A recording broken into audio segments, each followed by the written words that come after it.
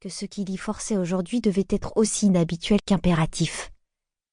C'était l'homme le plus timide au monde, et il détestait se trouver au milieu d'étrangers ou dans des lieux où il aurait à engager la conversation.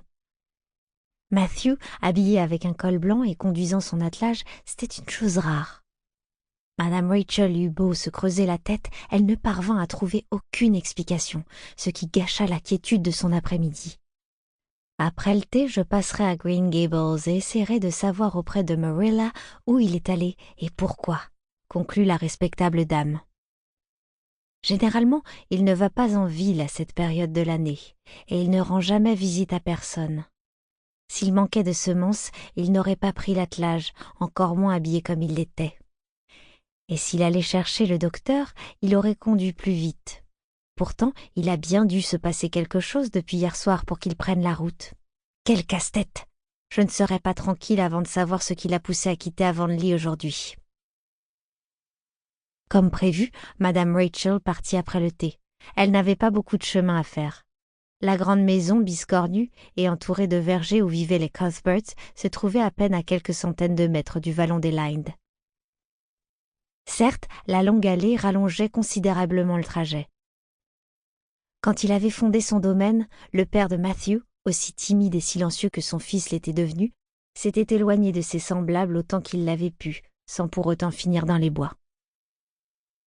Il avait bâti Green Gables aux confins du terrain qui l'avait défriché, et aujourd'hui encore, la maison était à peine visible depuis la route principale où se côtoyaient toutes les autres demeures d'Avonlea.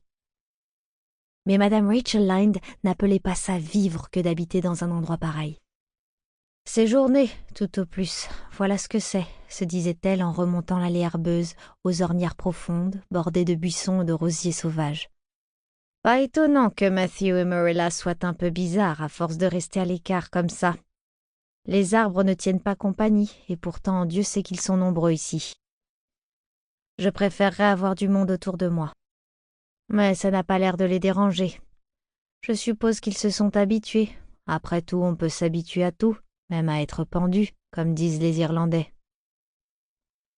Sur ce, Madame Rachel quitta l'allée pour rejoindre la cour verdoyante, propre et nette de Green Gables. D'un côté, elle était cernée de grands saules autoritaires et de l'autre, de peupliers collets montés. Pas un seul bout de bois ou caillou égaré. S'il y en avait eu, Madame Rachel n'aurait pas manqué de les voir. Elle était certaine que Marilla balayait cette cour aussi souvent que sa maison. On aurait pu manger par terre sans avaler la moindre poussière. Madame Rachel frappa vigoureusement à la porte de la cuisine et entra quand on l'y eut invitée. La cuisine de Green Gables était une pièce agréable, du moins elle aurait pu l'être si elle n'avait pas été excessivement propre, au point de lui donner cette apparence qu'ont les endroits qui ne servent jamais. Ses fenêtres s'ouvraient sur l'est et sur l'ouest. Par celle à l'ouest, donnant sur la cour, entraient à flot les rayons doux d'un soleil de juin, celle à l'est, en revanche, d'où l'on apercevait les fleurs blanches des cerisiers dans le verger et les minces silhouettes des bouleaux inclinés dans le vallon près du ruisseau, était embarrassée d'un enchevêtrement de vignes. C'est là que s'asseyait Marilla Cuthbert, quand elle s'asseyait bien sûr, toujours un peu méfiante à l'égard du soleil qu'elle trouvait trop insouciant et dansant pour un monde que l'on devait prendre au sérieux, et c'est là qu'elle se tenait en ce moment, en train de tricoter, avec derrière elle la table prête pour le thé. Madame Rachel, avant même d'avoir fermé la porte, avait pris note de tout ce qui se trouvait sur la table. Il y avait 3 assiettes, donc Marilla et Matthew attendaient quelqu'un. Mais il s'agissait de la vaisselle de tous les jours, et il n'y avait qu'un pot de confiture à la pomme sauvage et qu'une seule sorte de gâteau, donc l'invité attendu ne devait pas être particulièrement spécial. Alors que signifiait le col blanc de Matthew et la jument ? Ce mystère si inhabituel pour Green Gables, d'ordinaire si tranquille et sans mystère, commençait à donner le tournis à Madame Rachel.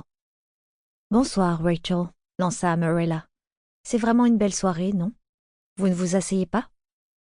Tout le monde va bien chez vous ? » Quelque chose de l'ordre de l'amitié, faute d'un autre mot, existait et avait toujours existé entre Marilla Cuthbert et Madame Rachel, en dépit de leurs différences, ou peut-être grâce à elle.